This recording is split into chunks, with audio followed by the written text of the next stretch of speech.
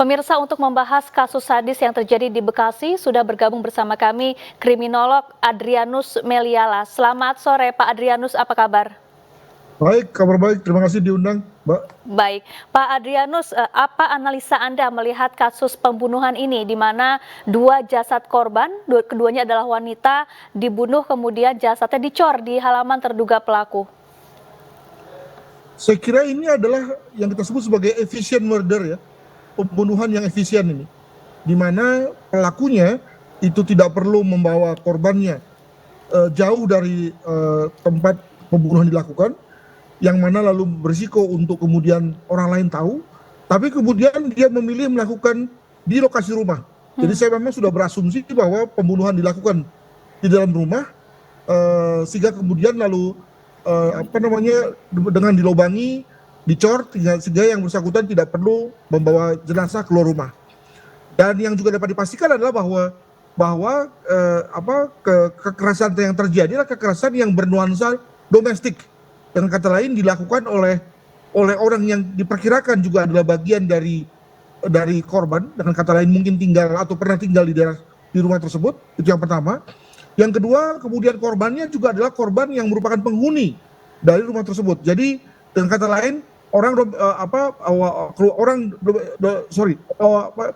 penghuni domestik, pelaku domestik, dan juga TKP-nya juga TKP domestik. Dengan kata lain semua berlangsung di rumah itu.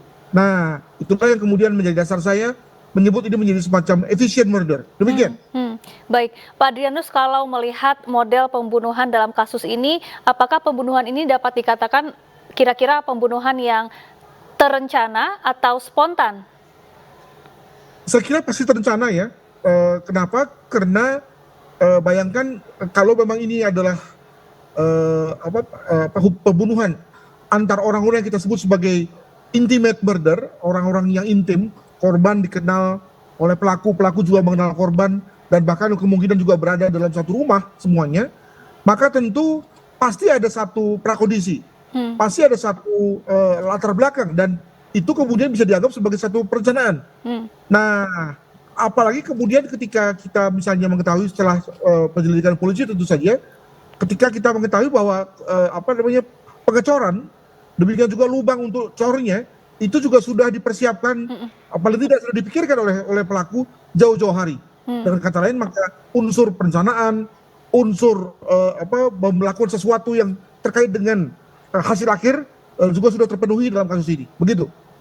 Baik, atau mungkin bisa jadi ini pelaku kemudian merasa panik karena kedua korban terbunuh di tangannya hingga kemudian mencoba menyembunyikan jenazah agar tidak diketahui polisi atau orang lain, sehingga kemudian secara nekat dicor di halaman rumahnya. Begitu Pak Adrianus?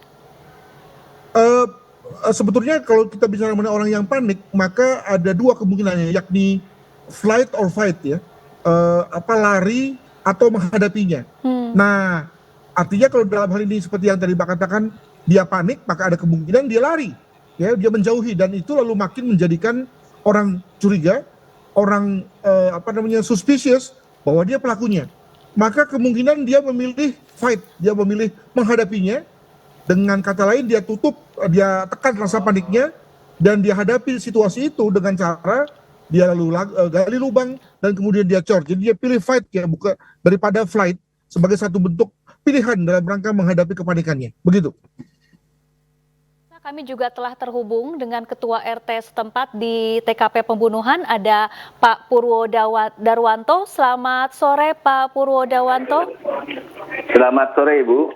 Baik, Pak Purwo, apakah Bapak cukup mengenali terduga pelaku pria berinisial P yang juga ditemukan meninggal dunia di TKP pembunuhan ini, Pak? Seperti apa profil dari terduga pelaku ini, Pak? Ya, saya sangat mengenali karena beliau tinggal di lingkungan kami ini sejak tahun 2019, hampir 3,5 tahun, dan kegiatannya juga cukup baik. Artinya dia ikut aktivitas arisan di warga kami, dan ikut juga aktivitas kalau ada lagi kerja bakti di lingkungan kami. Artinya kehidupannya sama seperti warga-warga yang lain, bersosialisasi juga. Baik, untuk terduga pelaku ini tinggal di rumah ini bersama siapa, Pak? Saat ini dia tinggal sendiri. Memang waktu 3 tahun setengah yang lalu dia tinggal sama keluarga. Cuman 8 bulan terakhir ini dia sudah pisah. Dia tinggal sendiri. Anak dan istrinya tinggal di lain tempat. Baik, kalau Pak Purwo sendiri atau warga di sekitar rumah terduga pelaku ini, apakah mengenali kedua korban yang jasadnya ditemukan dicor di halaman rumah terduga pelaku, Pak? Tidak, kami tidak mengenali karena kami beranggapan itu adalah tamu yang pada saat kejadian hari Minggu berkunjung ke rumah Pak Permana. Sebelum kedua korban ini ditemukan meninggal dunia dicor di halaman rumah terduga pelaku, apakah sebelumnya pernah juga datang ke rumah terduga pelaku, Pak? Pernah melihat sebelumnya? Yang saya tahu dan saya lihat sih belum pernah. Baik, Pak Purwo, apakah betul sempat ada warga yang melihat terduga pelaku membeli semen sebelum pembunuhan ini? Yang kalau kita lihat dari, kebetulan kami lihat ada CCTV di lingkungan RT, hari Minggu pagi jam 8.45 ada mobil material masuk ke rumah tersebut untuk menurunkan pasir, semen, dan sprit. Baik, baik, Pak Adrianus, kalau menurut pandangan atau analisa Anda setelah mendengar profil dari terduga pelaku yang disampaikan oleh Ketua RT, seperti apa Pak Adrianus jika dikaitkan dengan kasus pembunuhan yang dilakukan oleh terduga pelaku ini?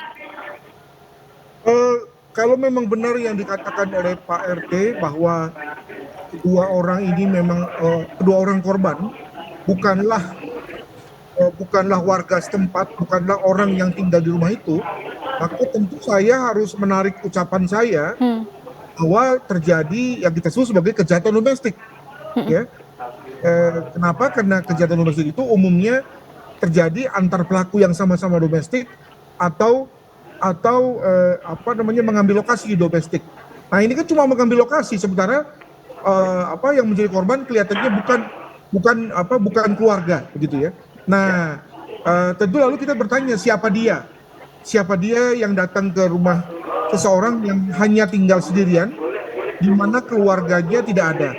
Itu rentangnya banyak tuh, rentangnya bisa panjang, bisa mulai dari sekedar kedatangan untuk usaha, ya artinya mau bicarakan bisnis, kedatangan dalam rangka untuk misalnya olahraga, sampai ke hal-hal yang kita katakan sebagai kegiatan orang dewasa gitu ya. Jadi saya kira untuk sementara kita tidak bisa berkesimpulan dulu terlalu jauh, harus mendengarkan apa kata polisi sebagai pihak yang akan mengadakan lidik dan sidik terhadap pelaku, begitu.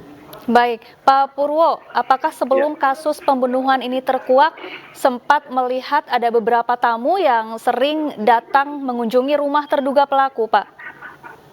Sejauh ini saya juga dapat masukan dari security kami, tidak ada. Jadi aktivitasnya hanya Pak Permana kalau pagi berangkat kantor, sore atau malam dia pulang, hanya itu aja. Tidak ada aktivitas siapa yang tinggal di situ secara rutin. Baik, apakah ada warga yang pernah melihat tanda-tanda mencurigakan dari terduga pelaku? Mungkin terduga pelaku terlihat ada sesuatu yang disembunyikannya atau mungkin sedang dipikirkannya begitu Pak Purwo? Sejauh ini tidak ada ya Bu, biasa-biasa aja gitu. Kami juga kaget dengan berita ini sih sebenarnya. Baik, baik Pak Adrianus, ini terduga pelaku seorang pria berinisial P ini diduga bunuh diri karena ditemukan luka sayatan di tangannya di dekat lokasi pengecoran jasad kedua korban wanita. Bagaimana analisa Anda, Pak Adrianus? Ya, jadi memang terhadap pelaku yang bunuh diri setelah mengadakan pembunuhan terhadap korbannya atau terhadap orang yang dibunuhnya, itu biasanya berlangsung spontan. Ya, ketika dia tidak mampu menghadapi mastery atau beban yang harus dialami oleh dirinya sebagai seorang pembunuh. Nah, agak menarik di sini dia sudah memencor korbannya, ya sudah memasukkan aneka macam barang-barang dibelinya, pasir, semen dan split gitu ya. Tetapi untuk apa kemudian dia menyayat dirinya? Nah, itu kan menurut saya sudah agak di luar pakem dari kecenderungan orang yang bunuh diri setelah membunuh korbannya.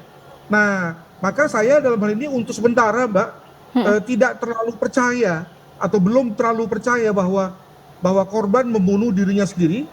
Mungkin saja dalam hal ini ada pihak ketiga yang kemudian lalu mengadakan pembunuhan terhadap si pembunuh ini. Dengan kata lain, setelah si pembunuh menyelesaikan cornya, lalu kemudian ada orang yang kemudian menyambanginya dan kemudian membunuh si pelaku. Ya, jadi untuk sampai pada kesimpulan bahwa pelaku bunuh diri, itu saya kira saya perlu beberapa fakta lain untuk sampai pada kesimpulan seperti itu. Demikian, Mbak. Baik. Terima kasih Pak Adrianus Meliala, kriminolog, dan juga Pak Purwo, Ketua RT, telah bergabung bersama kami di iNews Sore.